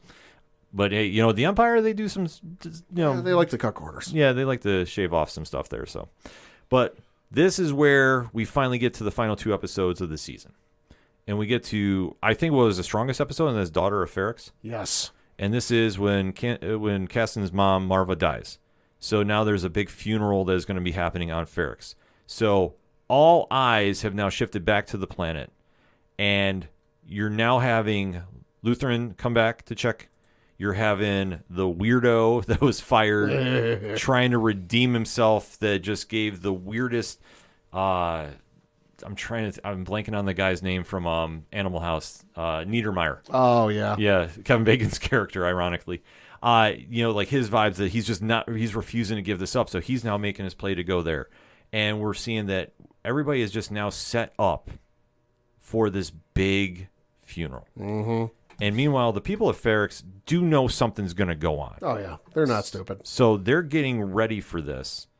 Lutheran, though, is kind of making his play as well, because when he leaves from Coruscant, he has to escape the Empire, because now they're kind of tracing him down a little bit. Yeah. And then when you see that Cassin is now making his way back, he is now planning on just exposing everything he knows about the Empire. So now that kind of makes him a prime target for a lot of people. So not only Lutheran is chasing after him to cover his own ass, the Empire is now, wait a sec, you can't reveal what you know. Yeah. You're going to cause us to fault, and this is now just built up the pressure so much that no matter who has been trying to tell him, like, lay low, you can't. And you're seeing just the drawback to this planet because he wants to say goodbye to his mother one last, pay respect to his mother who's passed. Like, this is where this all really plays in. Right. Meanwhile, you're kind of having more happen with Mon Mothra and just the political scheme of everything going on as well. Yeah, it's more kind of like a House of Cards type of vibe. Yeah, no, it definitely did. And that's why I said it was very strong acting, and they definitely were playing this into because now everybody's brought back together. So we've now wasted, I don't want to say wasted, but we've now had 10 episodes where everybody's been kind of scattered all over the place. Now everybody's coming back to Ferrix. Now everything is coming back full circle. You have Luthen, who's trying to cover his own ass. You now have the Empire, who's trying to take them out, and basically anybody else is going to fight them and set the example. And you have Cassin, who's just basically like, I'm going to be a rebel, but I'm not officially a rebel. Kind of almost like in Sami Zayn, is he part of the bloodline, is he not? In a weird sense. Good comparison. Thank you. And then when he finally gets there for the funeral, he hears about his friend Bix has been imprisoned. And then basically it's now been told, like, Andor needs to be taken alive. And Lutheran is saying, nope, we're going to do this my own way because I'm going to cover my tail. He's now lurking around the crowd. Mon Mothra is just really keeping an eye on everything outside and obviously making some very, very noteworthy political enemies. Oh, yeah. Even though they're still trying to push the arranged marriage of her daughter into Davos' son. Yeah. Which, like I said, we'll have more build up to that next season. Oh, yeah. So I didn't mind it during this one. I really didn't because I thought they played this very well. You need some kernels to continue on in the second season. Yes. And then we do see that there's a big funeral procession in the middle of the town. Yep. And you do see that somebody is playing a bell at the tower. Almost like firing the first shot to the people. Oh, yeah. To let them know something's going on. Marva's android that was with her, B2EMO, displays the final will and testament, I guess you could say, of Marva, who gives an impassioned speech, too. Pulls a swerve of all swerves. Man, I tell you, talk about this moment for a sec, Pat. This moment was awesome just because you have the whole funeral procession, you've got the Empire in waiting, you've got some, I guess you could call them, quote-unquote, rebellion factions waiting, the side that doesn't like the Empire. And then you kind of get to the town square, and, her droid starts projecting her image, in a giant form into the crowd, so into the air so everyone can see and hear her. And she's talking, and she's talking, and she's giving this, like, nice little speech about the end of her life and yada, yada, yada. And then she just all of a sudden takes a left-hand turn and goes, oh, by the way, fuck the Empire. Yeah. And it just all kicks off from there. Yeah, Fiona Shaw, amazing performance during this entire season, but that moment just really capped off everything, inspiring the people of Ferrix to just stand up for themselves. And then we see everything just kind of goes crazy. And this is where you're seeing Cyril Karn shows up, and you're seeing that everybody is now kind of coming back. You see Cassin is now making a valiant escape. And he's obviously trying to get Bix somewhere okay, but it's not really happening. The rebellion is all just going absolutely, like, I mean, how else do you describe this scene? Oh, it's just chaos. Yeah. Pure and utter chaos. Yeah, the Empire is definitely not ready for what's happening here because the people are fighting back. Oh, yeah. And they were definitely caught off guard about this. So while this entire melee is going on, you see that Luthen takes off. Yep. And is heading back to his ship because he is like, okay, I can't find Cassin. I'm going to have to regroup and figure everything out. Meanwhile, when he gets back to his ship, Cassin is waiting there. And Luthen, he knows why he's there. Yep. He knows Luthen is going to try killing him. So Cassin gives him arguably the biggest curveball to end the season on. He says, all right, you can either kill me or you can have me join the rebellion. So the entire time we get from point A to point B, it was all a recruitment trip. Pretty much. to get Cassian a part of the Empire. Well, Rebellion, I'm sorry. Rebellion. And I think Luthen, he knew he'd be good for the Empire. God, you got me doing it. Yeah. Luthen be good for the Cassian would be good for the Rebellion. It's just he didn't want to force him into it when he didn't want to do it. He kind of had to walk him along and lead him along hey, listen, you want to do this, but I got to lead you there first. Yeah, but it felt like an Empire move, to be honest with you. Kind of. It was like a weird Daredevil and stick moment. That's probably the easiest way I could describe it. Is just he really had to test him to see if he was ready. But it's like if he was your number one draft pick, because that's kind of how it felt. Like you really saw something in this kid that he was going to be the future to save the world. Right. You went to great lengths to test him. You threw him with a squad that was turning on him and not being very rebellious, so to speak. And then when he winds up getting arrested, he knows who you are. And yet you can't find him, but you're kind of keeping your ear out for him. So you're definitely hanging in the shadows, waiting for your moment to strike. Obviously, when his mom goes, that brings everything back together. But when Cassian understands what's going on, because he's now seen what the Empire has done firsthand, inadvertently, he's now had his eyes open completely to what the Empire is up to. Uh-huh. And then he winds up joining the side of the rebellion after it's all said and done. Uh-huh. So, I mean, they really hit everything in stride. The bonus scene at the end here, too, of the final episode. How would you like to describe that one, Pat? Kind of one of the lamest bonus scenes I've ever seen. Yeah. We know it's coming. We know it's there. You don't need to show it.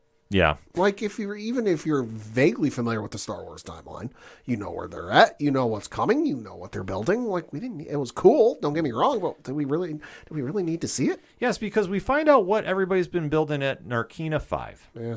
And, Pat, what is that? Pieces for the Death Star. Yes. Specifically the laser array, that big old dish in the middle. I will only accept the scene on one condition. Okay. If Andy Serkis' character lives, yeah, and he is the one that places the spot where Luke fires the laser to blow up the Death Star. Well, we know that's possible. I mean, we do know from Rogue One that Jin's father built that into the plans. So, I mean, it could happen. Yeah, I want to see some Andy Serkis connection there, too. But like, I do agree with you. Like, it was a cool moment for nostalgia purposes, but it's kind of a letdown for a bonus scene. Yeah. But then again, we're spoiled as Marvel fans. Well, it's also not, it's hard for this show to do a bonus scene just because we know where these characters are going to end up. Yeah. There's no tease you could do that's like, holy shit, that person's coming for season 2. Like, okay, we know, K2SO is going to come in season 2. They've said as much. Mm-hmm. They were very clear before the season started. You're not going to see K2SO in this season. He's going to come season 2. So there's very little they could do. So that's about the only thing you could do was show the Death Star. Yeah. And it makes sense, but I do agree with you. It kind of felt like a letdown because of how good that episode was. And going into the final thoughts about this, it took a while to get there, but once Cassian got arrested, that's when the show found its vein. It got going. I agree with you completely because I think that it took that moment to say, okay, why is this guy so special? Sure, he's been bobbing and weaving out of trouble for the first couple episodes. He has a weird guy that he got fired now chasing him. And that really never got resolved, too, by the way. So he'll be lurking around next season. But you now see why Cassian was so important and so special because he is someone that saw an opportunity to be a symbol for the rebellion and rise against. And this is where he played into it, obviously with some great help from Andy Serkis, who I think was the unsung hero of the show. Oh, absolutely. And just the portrayal was when they're on Narkina 5 and doing the Great Escape. Sure, it was 3 episodes build, but it paid off. Short, sweet, got to the point, established who was a good guy, who was a bad guy, and ran with it. Mm-hmm. Then now when he came back to Ferrix, everything made sense because now he's fully against the Empire. He's public enemy number 1 no matter where he goes. So he's got to stay out of the line of fire even though people are coming after him trying to kill him. Oh, yeah. And then ultimately he winds up joining the Empire, or the Rebellion. But man, it felt like the Empire recruiting class. That's the only thing that really kind of felt like that. Final thoughts on the series. Season 1, I should say. Final thoughts on season. It was a good season. It took a little bit to get there, but once it started getting going, god damn, it was good. Yeah, I agree with you. And I think it goes on the performances of the 3 that we mentioned too. Diego Luna was exceptional as Cassian Andor when he finally got some material to really sink his teeth into. And like I say, it's that prison scene that really got him going. It took a while to get there. The other side characters from Ferrix, with the exception of his mother, really forgettable. Yeah. Not going to lie. It was nice to see. It was cool to see some motivation just because, I mean, it expounded upon the line in Rogue One where it's like, where he tells Jin, oh, you just started doing this fight. I've been fighting this fight since I was 6 years old. So it was nice to see that. Just I don't think it needed to dwell on it as long as it did. No, I agree with you too. I thought they dwelled way too long. But I loved his character. I really thought there's some potential there. The intrigue about Luthen is something that I think is going to carry through, but Stellan Skarsgård was the perfect actor for it. Absolutely. I think he did enough in the shadows that he didn't tip off too much, but you really saw somebody that really could go either way, and it wasn't like so fully 100% in. It's kind of like he had his foot on the handle for the back door to get out if he needed to, Right. but he's still invested in what they're doing, so he's ultimately watching out for himself. That's the way I took it, but I thought his character, when he had moments to shine, really shined through. I thought there was, through those 4, 5, 6 episodes, not really getting a lot. Like, I understand it was a cool thing to see him sneak around and, dare I say, cosplay. Sure. But when he was trying to go undercover a lot, but I really don't think I got the feeling like he was 100% in for the Republic. He was in for himself. Yeah. And that's something that you watch enough Star Wars, you either know they're with the Force or they're against the Force, just to put it mildly. I thought Genevieve O'Reilly's Mon Mothma, definitely an interesting story when it got its time to go. And obviously it started late, about episode 4, but they did a nice small parts here, small parts there, that'll be the bigger story going into the next season. Perfectly fine with it. Really dug it. And then Andy Serkis' Kino. Absolutely amazing. Absolutely fantastic. Really helped make that scene. And he actually made Cassian a more interesting character, hands down. Oh, absolutely. So like we say, when you get to episode 7, then it'll get good. So if you gave up on it earlier, and I'll admit, I did, go back and give it a rewatch. I know it'll be tough. I understand this. But hear how I say this. If you get to episode 7 and you just start there, you could go Agents of S.H.I.E.L.D. on this if you want to. I wouldn't. I wouldn't. But you could. But I think you just got to hammer through it. Trust me, it will get better. Because once you get to that episode 7, then things will take off. Disney Plus has got it going on for Star Wars Andor. So if you're looking for something to watch over the holiday season, Pad recommends it. So do I. But definitely hit us up on the hashtag ODPH pod. What is your thoughts about this season 1 of Star Wars Andor? Let us know. We're going to take a quick break. We'll be right back. Good morning, good afternoon, good evening, and good night. My name is Thomas, and what's your name? I'm Alan. Alan. Oh, yeah. We're brothers. That's right. Yeah. I forgot Got the that. same mother and father. Your room was... Oh, we share the room. Shared a room. We share the room. Thought I knew your face. Yeah, from we go somewhere. way back, mate. Yeah. We should do a podcast then. We have. We do a podcast. We do a podcast. What's it called? The Broadcast. Yeah, that was planned. Yeah, well. What do we do? Well, we cover all different things in the world of pop culture. We're talking about comic books, we're talking about professional wrestling, and we're talking about movies. Go back and watch classic retro wrestling events, the likes of WWE, WCW, and if you do like that, you can check us out on Apple iTunes, also on Podbean, Anchor, and on Podknife. Also check us out on Twitter at The Broadcast. That's BROKAST. Nearly stuffed up the ending. No, it's all right. Good on you. Yeah. Instagram also at The Broadcast Podcast. Remember, we don't spell it with a C. We spell it with a K. Sorry, mate. Take it easy. Coming back for the final segment on this edition of the ODPH podcast. Pad, what you got? Got a couple things to talk about. The first of which dropped at like fucking 6:30 this morning or something absurd. Yeah, it was super early as we record on Wednesday the 30th. Yeah, but the headline on the Deadline article I'm reading from reads, quote, Warner Brothers Television Studios close to striking animation deal with Amazon for DC branded content. So the article says, quote, Warner Brothers Television Studios is in the process of closing a major animation deal with Amazon for DC branded content, according to Channing Dungey.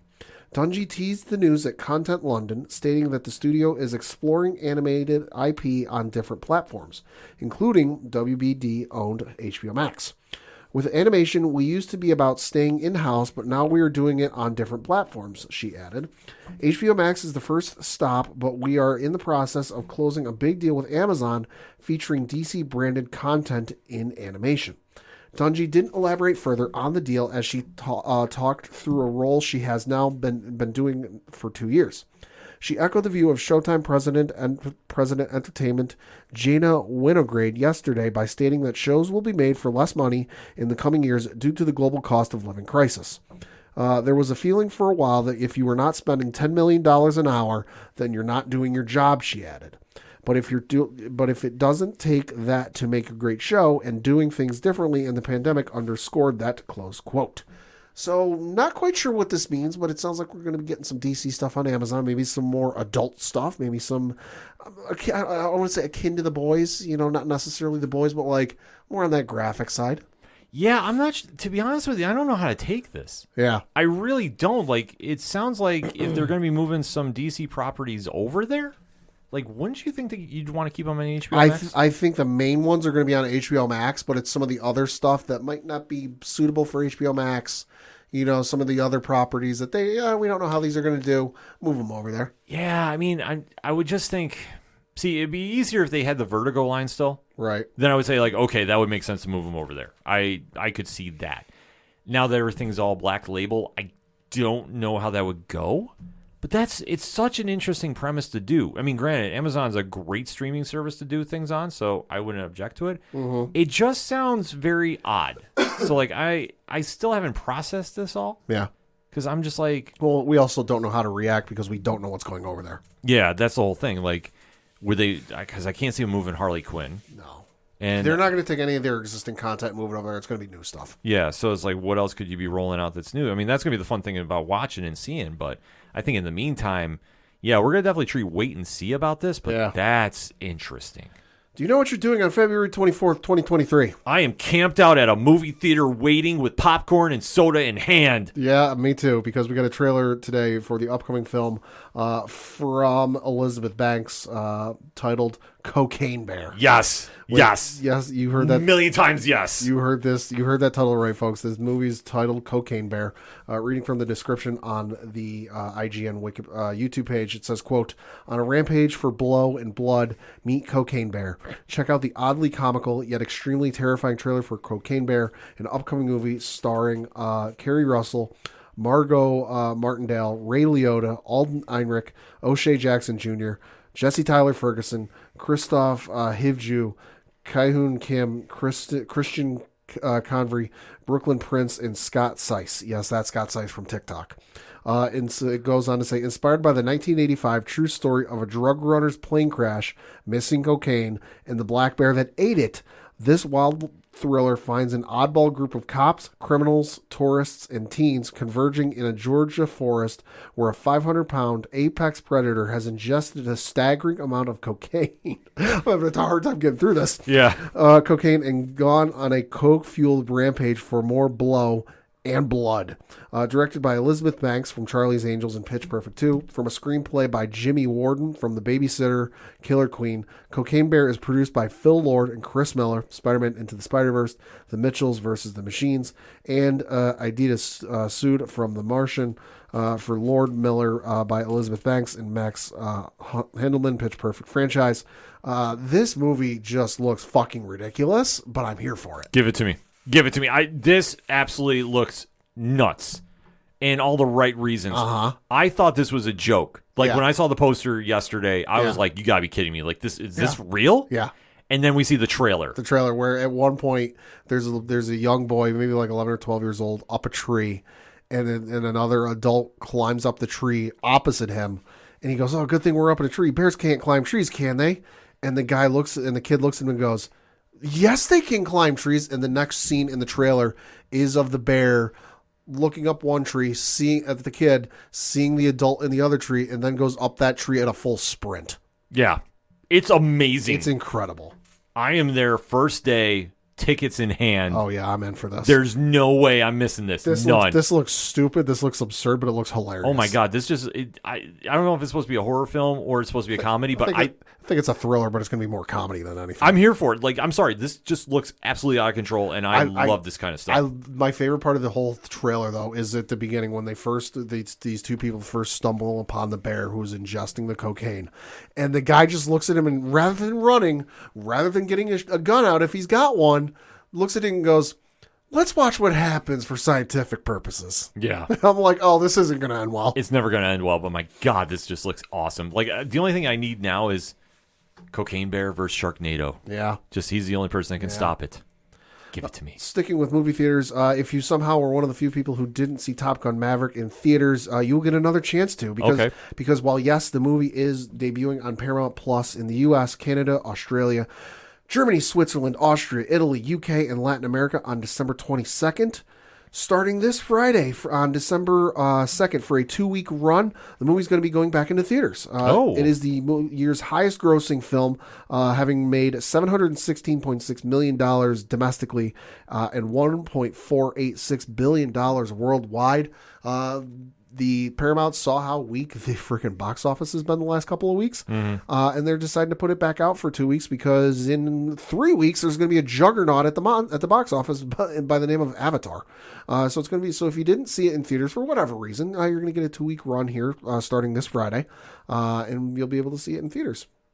I am actually one of the people that did not get a chance to see it in a theater, so I will probably be taking advantage of this because I keep hearing it's amazing. It's one of the best sequels to a beloved original you will see. Yeah, see, I just have not had time. I'll admit that's the only reason I have it. It wasn't like I was like, oh, I don't want to go see this. Yeah, no, it's actually something that I think I definitely want to go check. And then over to some video game news because, one, I got to tell you the PlayStation Plus December monthly games because there is an awesome lineup. And then I got to go through PlayStation. I remembered PlayStation is doing their year-end sale where some games are up to 80% off, and I'm going to go through some of those you should definitely be checking out. But for the PlayStation Plus December monthly games, these are available for any of the 3 tiers they have for the PlayStation Plus, so that's Premium, Extra, and Essential. You have Biomutant, which is a game I've not heard of, DKO, Divine Knockout, and then Mass Effect Legendary Edition. So this is the remaster of the first 3 Mass Effect games, 1, 2, 3, not Andromeda. It is the first remaster of the first 3 games, including all DLC for this game. And the nice thing, they put in an autosave feature for the first one. Because the first one, I did not. I got it for, or my brother got it for either birthday or Christmas years ago on PlayStation 3. And I was like, oh, I played 2 and I played 3. Let me go back and play 1. I didn't play 1. 1 didn't have an autosave feature. You had to save it yourself. And I discovered that in one of the driving missions where it's a long extended mission. And then I died and it put me back at the beginning of the mission and I had lost like 15 minutes of progress. So that kind of turned me off of it. Yeah, I would say that turned me off of it real quick, but I can safely say if that was a turn off for you, don't worry, there's an autosave feature with the first one now. Nice. You will easily get north of 100 hours of playtime into that game. And that's what I got. That's saying a lot. I got 110 hours into playing the game last year, and I didn't even do everything. I did get the perfect ending, though. Just want to tout my own horn with that. There you go. And then for the end of year deals, now, folks, PlayStation has 809 items on sale. That's a lot. Yeah, I'm not going to go through all of them, but these are some of the ones that jumped out to me. First of which, you've got Marvel's Spider-Man Game of the Year Edition. So that is the original game plus all of the DLC. Normally retails on their PlayStation Store $39.99. You get it for 50% off. It's only $19.99. Wow. Horizon Zero Dawn Complete Edition. So this is the original game plus the Frozen Wilds DLC that came out with it. Normally goes for $19.99. You can get it for 50% off, only $9.99. Hey, no. Assassin's Creed Valhalla Complete Edition. This is a game that I am currently playing. I've been playing for almost for 7 months. I've got north of 220 hours into this damn thing. It normally retails for $139.99. You can get it for $48.99, 65% off. This edition comes with, so it's the base game. You can PS4 and PS5. The Dawn of Ragnarok expansion, and then the season pass, which includes the Legend of Beowulf quest, Wrath of the Druids expansion, and then the Siege of Paris expansion. So a whole lot of stuff. That's pretty much the game I've got. And like I said, I'm north of 220 hours into this thing. So you will get a lot. And that, again, that's with me not doing everything. Yeah, I was going to say, that's you just doing the bare basics, right? A little bit extra. A little bit extra. Super crazy, though. Yeah, but so you'll get a lot of playtime out of that. Next up, you have the Doom Eternal Deluxe Edition. Now, this is for PlayStation 4 and PlayStation 5. Normally, this is $69.99, $17.49. 75%. 17? $17.49, 75% off. So this is Doom Eternal, obviously a great game. It is the deluxe edition. So you get Doom Eternal battle mode for PlayStation 4 and PlayStation 5, Doom Eternal single player campaign, the Ancient Gods Part 1 campaign, the Ancient Gods Part 2 campaign, the Demonic Slayer skin, and then the Classic Weapons Sound Pack. Like I said, normally $69.99. This is going to retail you 75% off, $17.49. Can't beat that. That's awesome. Absolutely not. Then you've got the Far Cry 6 Standard Edition. This is for PlayStation 4 and PlayStation 5. Normally $59.99. 67% off for this one. $19.79. Man, I'll take that. You've got the Dragon Ball Z Kakarot Ultimate Edition, which this one normally retails you $94.99. 54% off, $47.49. So this is the game, the season pass, which there are, God, I want to say 3 or 4 DLCs with this. The music compilation pack and the Tau Pi Pillar. That's a mode of transportation around the thing. So like I said, 50% off. You can get that for $47.49. You've got the Resident Evil Triple Pack, which is Resident Evil 4, Resident Evil 5, and Resident Evil 6. Normally, that'll retail you $59.49, 67% off. You can get 3 games for $19.63. That's not too shabby. That's a steal. I was going to say, that's a very good deal. You want to talk about a good deal? Here's one for you. Uncharted, the Nathan Drake Collection. So this is Uncharted 1, Uncharted 2, and Uncharted 3. All phenomenal games. Play like a movie. Inspired the hit Sony film starring Tom Holland and Mark Wahlberg. Normally, this will retail you $19.99, 50% off. You can get 3 games for $9.99. Wow. And they're decent length games. You will get a lot of playtime with I was going to say, they're definitely elaborate games. You've got Dragon Ball Xenoverse 2, which is a fantastic kind of like RPG, travel through time Dragon Ball game. Normally, this would retail you $59.99. How's 85% off sound? You're really trying to load that game. $8 That's what it sounds like to me. $8.99. Jesus. And it is, of course, Xenoverse 2, so maybe you don't know what went on in Xenoverse 1. You were kind of confused. Oh, don't worry, folks. They've got Xenoverse 1 on sale. Xenoverse 1 will normally retail you $19.99. They're doing it for 85% off. $3. $3? $2.99. So $3 after tax. But yeah, you can get that whole game, which is a decent length game, for $3. You've got the Assassin's Creed Mythology Pack. So this is Assassin's Creed Origins, Assassin's Creed Odyssey, and Assassin's Creed Valhalla. Normally, this will retail you $159.99. How's 70% off sound? $47.99. Sounds like they're really trying to unload that game. No, this is a good deal. I've played Origins and I've played Valhalla. They are both fantastic fucking games. But 3 games for $50. That's a steal. It just sounds like a lot of the packaging they're doing, they're just really trying to unload. Well, it's all digital stuff, so you're not buying physical copies. Well, that's true. But it's all fantastic AAA games. Oh, yeah. No, I'm not taking anything away of the game. And just for pairing all that together, it just kind of sounds a little crazy. Also, you've got Assassin's Creed Valhalla, the Deluxe Edition. Maybe the Ultimate Edition's too much for you. The Deluxe Edition does include the game, the Ultimate Packs, which includes the Berserker Gear Pack, the Berserker Settlement Pack, and the Berserker Longship Pack. That'll normally retail you $79.99. 67% off. You can get it for $26.39. You've got the Assassin's Creed Legendary Collection. Folks, this is probably the biggest steal of the bunch thus far. There is 1, 2, 3, 4, 5, 6 games with this pack. Jesus. Normally it retails you $199.99. How's 70% off sound? How's all those 6 games for the price of $59.99? That's not too shabby. Not at all. It is a fantastic steal. Definitely one you should check out. You've got Borderlands The Handsome Collection. So this is Borderlands 2 and Borderlands the pre-sequel. I played it myself. Fantastic game. Normally would retail you $39.99. 75% off. $9.99. Can't beat that. No, not at all. You've got the Jak and Daxter bundle, which is 4 different games from the Jak and Daxter franchise. It's Jak and Daxter 1, 2, 3, and then the kart game they did. Normally that would retail you at $39.99. 50% off, you can get it for $19.99. So if you're a fan of the Jak and Daxter franchise, haven't played it in a while, there you go. Saints Row the 3rd Remastered. I played Saints Row, have not played the remastered version, but I did enjoy the hell out of Saints Row 3. That's how I got into the Saints Row franchise. Normally that would retail you $39.99. They're doing it for 75% off, $9.99. Wow. Fantastic game. Cannot recommend it enough. Then you've got this is fucking amazing. You've got the EA Star Wars Triple Bundle. So this comes with Star Wars Battlefront 2, Jedi Knight Fallen Order, and then Star Wars Squadrons. Not too shabby of a lineup right there. No, not too shabby of a lineup at all. Normally this would be $89.99. 75% off. You can get those 3 great games for $22.49. Damn. You've got the Batman Arkham Knight Premium Edition. So this is the Premium Edition. Does not say what it comes with, but it's Premium Edition, so it's probably comes with all the DLC and such. Normally it would retail you $39.99. It has 85% off sound. $5.99. Oh, for the last game. Yeah. The one that you're driving around the Batmobile. Yeah. That's not a bad deal. That No. really isn't for that game. Not at all. Then you've got the Far Cry New Dawn Ultimate Edition. So this is the 2 Far Cry New Dawn games. Normally that would retail you $129.99. They're doing it for 75% off, folks. $32.49. Wow. For 2 games. And Far Cry games are not, Yeah, I was they're gonna not say- short. They get you some length. They're on them. very lengthy. Yeah. Then you've got another Assassin's Creed game, Assassin's Creed Triple Pack. This is Black Flag, Unity, and Syndicate. So this is 3 games normally, $89.99.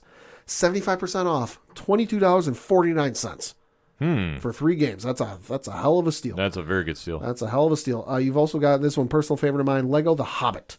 This is oddly enough, this is only the first 2 games because they never did anything for the 3rd movie because why?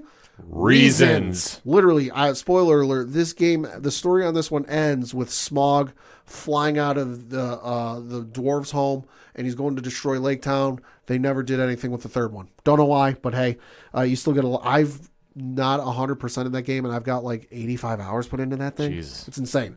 Normally, that would be $19.99. They're doing it for 75% off, so only $4.99.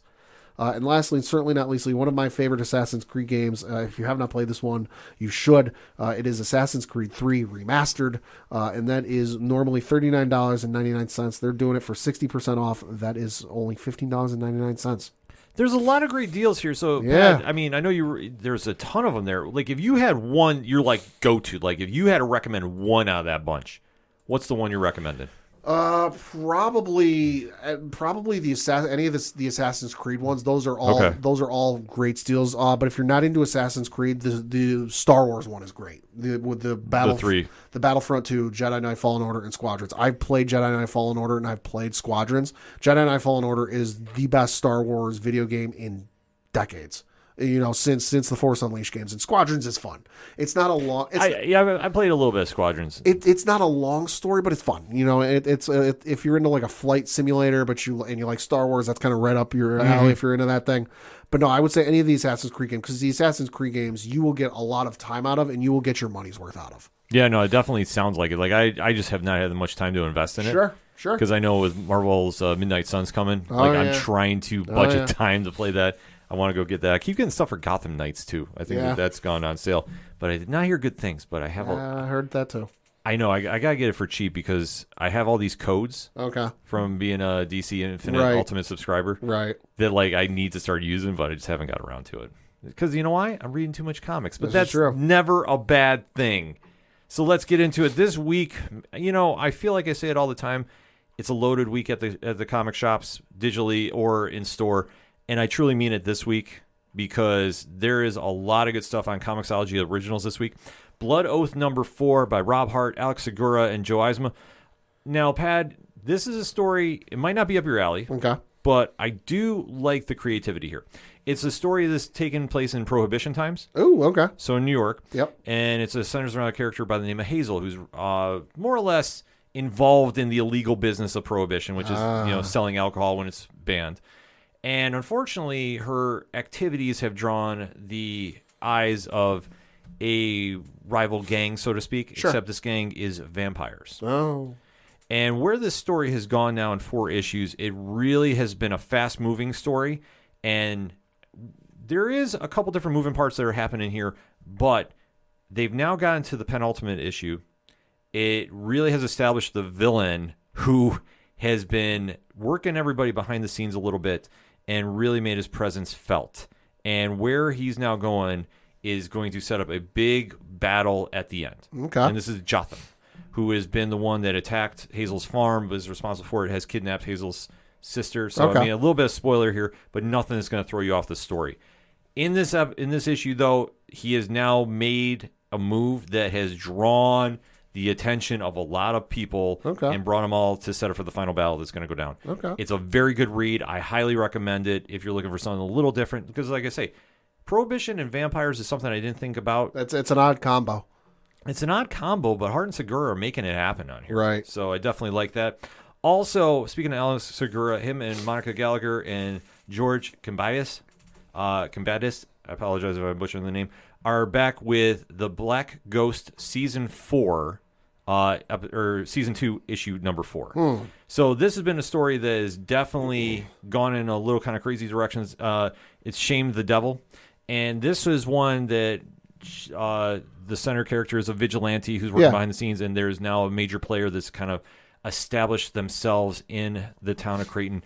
And it's up to the Black Ghost to try stopping them. And this is kind of spiraled into a very mysterious thriller. And there's a lot of stuff that is happening here. But I'll tell you what, if you haven't read this series before, make sure to check it out on Comixology.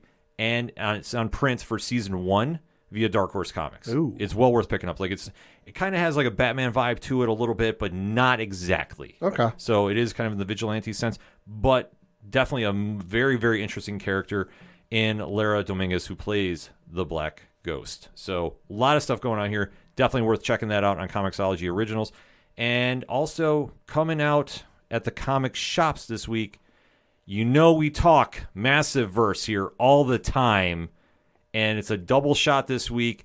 My pick of the week is the Dead Lucky number 4. Melissa Flores, French Carmagno, has really made something special with this one. Now, if you've been sleeping on the Dead Lucky for whatever reason, I'm telling you right now, you need to make a point to catch up on this series, because every issue is really going some places, and this one had everything. So I am just going to tell you right now, if you haven't been picking up this series for whatever reason, I can't stress this enough, get to your local comic shops, get on Comixology, go get this series in your collection, and then when you get to the final page of this issue, holy crap, did something go down that threw me for a curveball? And obviously, San Francisco is not going to be the same when this is all said and done. Let me just tell you right now, but this is a phenomenal issue. Amazing storytelling, fantastic art each and every time out. And I can't stress this enough. If you're not picking up the Dead Lucky, if you're not telling your friends about the Dead Lucky, you need to get doing it ASAP. Like, I know I'm kind of just yelling into the microphone a little bit, but the series is that damn good. Trust me, folks. I am not misleading you about this. I am not getting a paycheck from anybody about this. I'm telling you, the series is definitely kicking a lot of ass, and it should be in your collection. It's one of the best series of 2022 by far and away. Also, if we're talking Massiveverse, Rogue Sun, number 8. Ryan Parrott and Abel are back. Obviously, from last issue's Choose Your Own Adventure style, they're now kicking up the second story arc. A lot of things getting kind of a slow build going on. We're getting introduced to another villain that's going to have that has a very cool origin story happening in this issue, Pat. Ooh. One that you would dig. Like I say, Rogue Sun is something that it screams Padawan J. This is true. Yeah, so I know you've been reading a little bit about it. I know you got to get caught up on this. Yes. But this is one that is up your alley. And like I say, the stuff that Ryan Parrott and Abel have been doing in this book is some of the best stuff in comics. You definitely need to go check it out. I'm just showing Pat the cover art to this. Ooh. Yeah. That's and, nice. Yeah. And like I say, they do kind of a little slow burn about the next villain. But I tell you what, the original story is very well done. It's going to be right up your alley. And like I say, if you haven't been picking up Rogue Sun either, you got to get on board with the Massiveverse. I'm telling you, everything they're doing over there has been big things. Supermassive 2 is scheduled to come out next year as well. We know Inferno Girl Red is coming out, I believe, in January. So if you're not on board now, listen, I don't know what else to tell you. Just get on board ASAP. Yeah. Now, there is a series out this week from Boom Studios 2. Pad will not read it because it's horror. Absolutely not. But I will show you the cover. The cover is by Tula Lote, who does Barnstormers for Comixology and Scott Snyder. Okay. How amazing is this artwork? That's nice. Yeah. And that is Damn Them All. So, obviously, this is issue number 2. Simon Spurrier and Charles Adlard, who you know from The Walking Dead, are really doing some kind of crazy stuff here with introducing Ellie Hawthorne, who has now been investigating the death of her uncle Alfie, and we're dealing with the supernatural. We're dealing with a lot of horror aspects. This book has been really, really good. This is not for everybody, though. I'm going to tell you right now. So if you're not into some very mature readers-esque stuff, This might not be up your alley, but I think it's a damn good read. I love what they're doing in this book. This is definitely going a lot of places. And like I say, if you're kind of on the fence about it, I would give it a shot. But I'll tell you what, if you're not super into like the supernatural and horror aspect, this might not be up your alley. But for me, I highly recommend it. I think they're doing a very cool job. 2 issues in, a very interesting story is getting played out. So you definitely want to keep your eyes on that. Over at DC Comics, though, there is a brand new Justice Society of America #1. Ooh. Jeff Johns and Michael Janet is reintroducing the JSA. Obviously, after seeing Black Adam, there is some interest. Yeah. Perfect timing. Haven't got a chance to read the book. Heard a lot of good things about this, so I'm making a plan to do that as soon as we get off air today. So definitely make sure to go check that book out at the comic shops. And then from Marvel, they went back in the time machine a little bit. Planet Hulk World Breaker. Oh, okay. So I know our good friend Sean from the Caption Life, who you heard the promo in earlier, did a review for this. So definitely excited about checking this out. I mean, Planet Hulk was one of my favorite Hulk storylines. So kind of interesting to see what they're going to go back to the well and start dipping around in. Ooh. So definitely want to make sure to go check that out. And we always say this each and every time when we're talking comics. Make sure to go out and support your local comic shops wherever you're at. And if you have a pull list, I will be screaming this the entire holiday season. Please make sure you pay it up. Do not leave that thing half paid or what such. Make sure you get your comic shops all squared up for the holiday season. It means a lot, so be a good person and do that. You're hearing me scream that right now. I'm just going to leave it at that. It's a holiday thing to do. For anything else that is the ODPH, though, you can find it at odphpodcast.com. That's all we got for this week. So for the one only Padawan J, Thank you. I'm your host, Kenan. Thank you, as always, for listening to the ODPH podcast, better known as the Ocho Duro Parlay Hour. See you next time.